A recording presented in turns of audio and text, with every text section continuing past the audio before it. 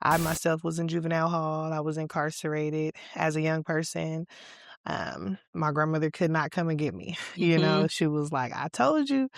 And so, just having that experience for sure, it allows me to re-see them, um, even when my patience is low with them, Mhm. because I'm on my journey, and so I'm ready for them to be on theirs.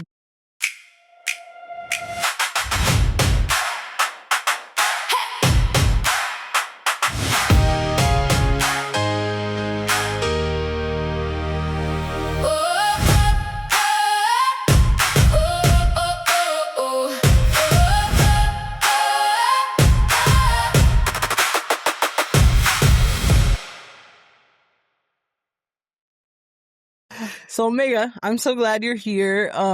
You're powerful. I've gotten to get to know you in groups a little bit more. But yeah, tell us your name and who you are.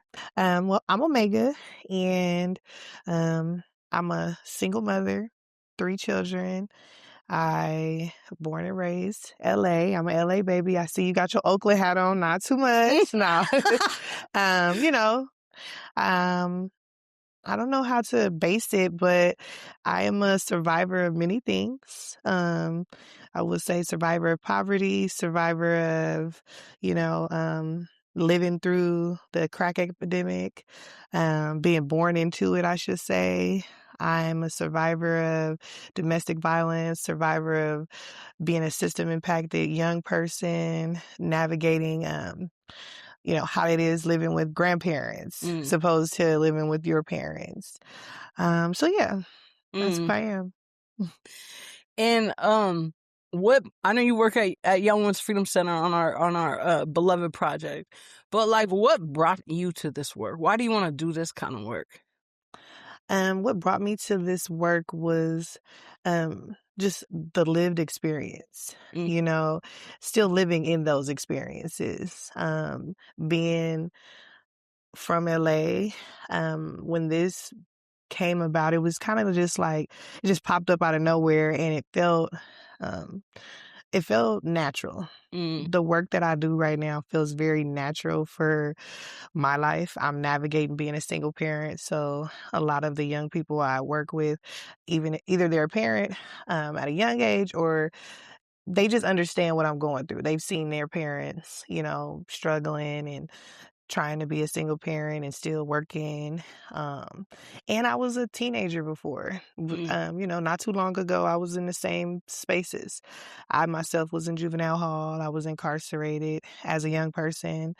My grandmother could not come and get me. Mhm. She was like, I told you.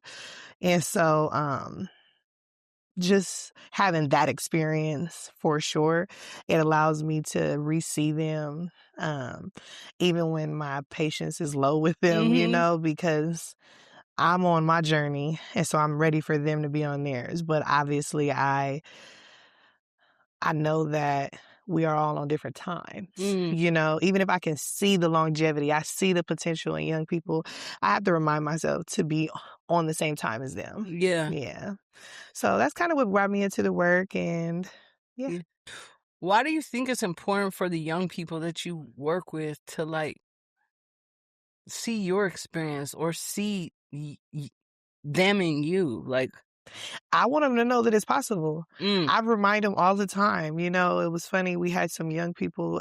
They went out to give like hygiene bags out to the homeless, and there was a few young people who I had been working pretty closely with over the last year, and I was joking, but I was very serious. I was like, y'all be nice to them homeless people out there. Think of me. I used to be shitting outside. mhm, And they looked like, Omega, why would you say that? That's not true. And I'm like, it is true. mm, I was like, I was homeless before. I've been in lines to get free food. I've been in the car sleeping with my children. I've had to use the restroom outside because it was like time to go, nowhere to go, mhm, And so letting them see that and say like, damn, like, okay, she came a long way. Like mm. she's obviously they can't believe that I was there. But I let them know I have no reason to lie.